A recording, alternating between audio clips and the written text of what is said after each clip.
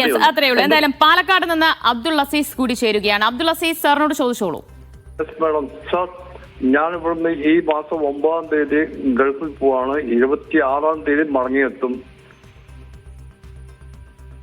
എന്താ ചെയ്യേണ്ടത് സാർ? ശരി,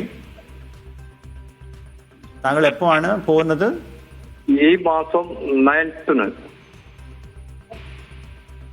ഈ മാസം 9th പോയിട്ട് താങ്കളുടെ വോട്ട് എവിടെയുണ്ട്? പാലക്കാട്.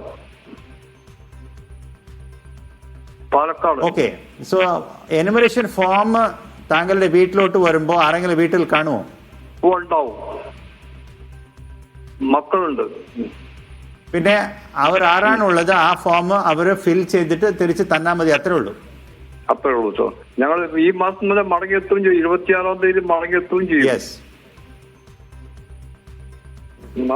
ഓക്കെ, അത് നന്നായി.